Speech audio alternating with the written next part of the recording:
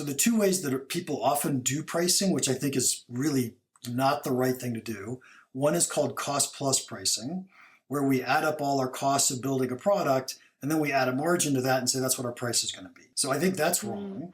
And the other one that you see people doing often is hourly pricing, right? So I charge by the hour. So I'm going to charge $100 an hour, whatever that number happens to be. And in both of those cases, we've kind of made up a number that has to do with our costs or what we want. And what we really want to be doing with pricing is thinking about how much our customer is willing to pay. So pricing, especially this concept called value-based pricing, is all about understanding what your customers are willing to pay and trying to charge as close to that as possible. I want to say that. And it is absolutely impossible to do perfectly because there's no way that I can read your mind and know what you're willing to pay.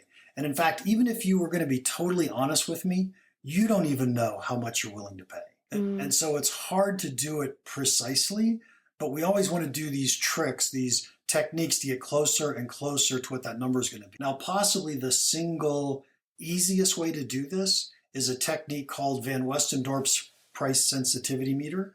And if people were to Google it, they'd be able to find all this.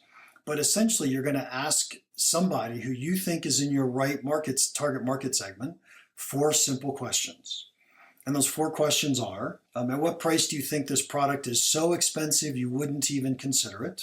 At what price do you think the product is too cheap that the quality can't be very good? At what price do you think it's starting to get expensive, but you still might consider it? And at what price do you think it's a bargain, a great buy for the money? And the answers to those 4 questions are very insightful. There's something I want to make sure I mention for entrepreneurs, for new startups, for new products in existing companies, I don't care. Probably the most important thing you can do before you try to do that pricing, though, is choose a market segment. And this is not easy for companies to do. This is not easy for you to do. But what I would recommend is listing out 10 different possible buyers for your product. Put their names on it. If it's a company, if it's a person, I don't care, put the names out.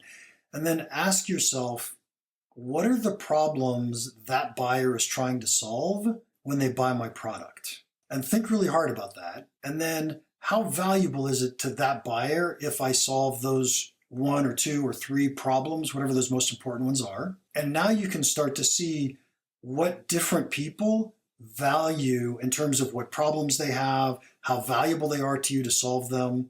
And that's going to inform you in terms of how you can define a market segment. Because once you've chosen the market segment, now you get to price for the segment that values your product the most. And those are the people you're going to go after. First and foremost, entrepreneurs don't want to segment their markets. And the reason they don't want to do that is they're afraid that they're going to lose out on another piece of business. So for example, let's pretend like we're going to sell a car. And we could sell a performance vehicle, we could sell a luxury comfort vehicle, and for the sake of argument, let's just call that 2 different market segments. And I'm thinking to myself, well, yeah, I want to go after the performance market, but my car's still luxurious, and people on the luxury side are going to want to buy it, so I don't want to target one side, I want everybody to buy my product. And you can see how hard that is.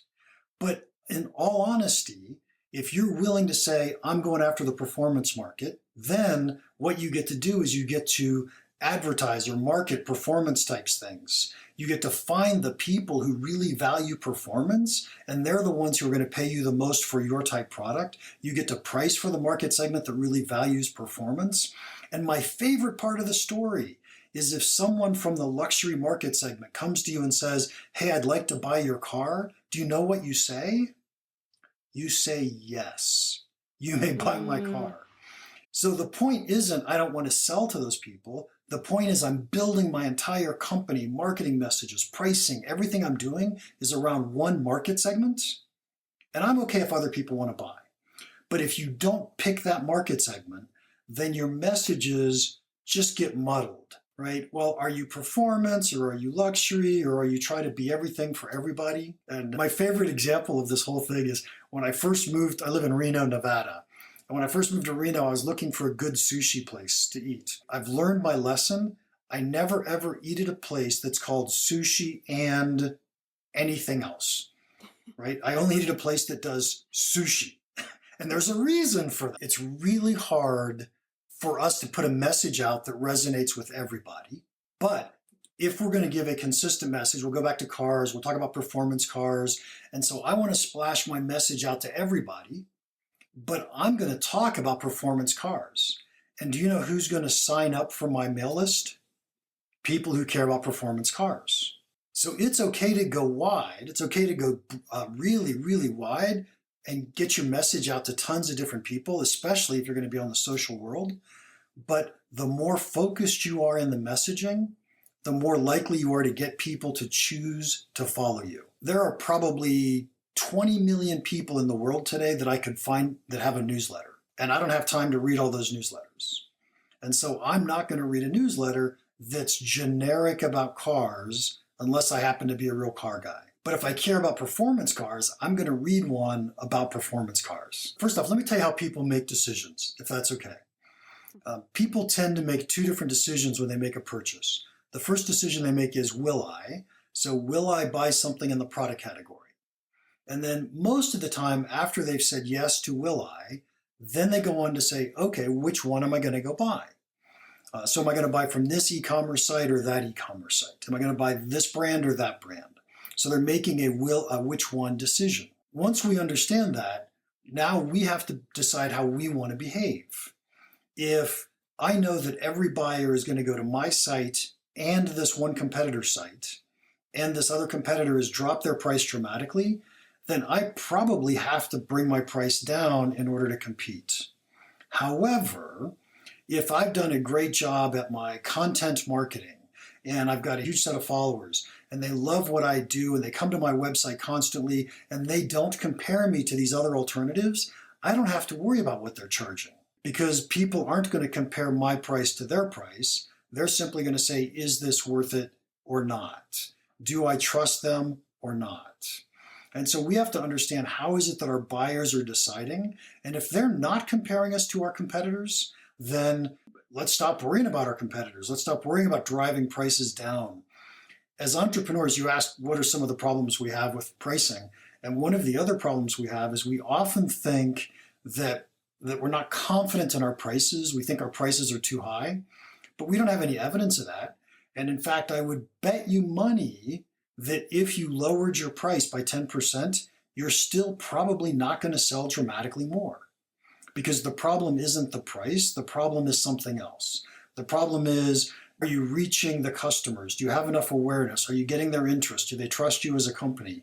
And I think when you can solve those problems, then you could probably raise price 10% and still sell as many units and make a lot more profit. If you've got a buyer that comes to your, let's say it's an e-commerce site, so a buyer comes to your website, looks at your price, they decide to buy or not buy, and they never ever come back to your website, whether they bought or didn't buy, then you could change your price every day and it doesn't matter. On the other hand, if you have the type of buyers who are constantly coming to your webpage, they're buying over and over and over again, then if you change your price, it looks horrible. And so you want to be relatively consistent in your pricing from that perspective. So it really depends on the situation. You want to put yourself in, and what I always do in every pricing situation is put myself in the shoes of the buyers to see what it is that they're seeing, thinking, how they perceive the actions that we're taking. There are people that are doing A/B testing on this stuff all the time. And if you're going to do millions of transactions or even thousands of transactions, that may have a little bit of influence on what happens. But let me assure you, it doesn't matter that much.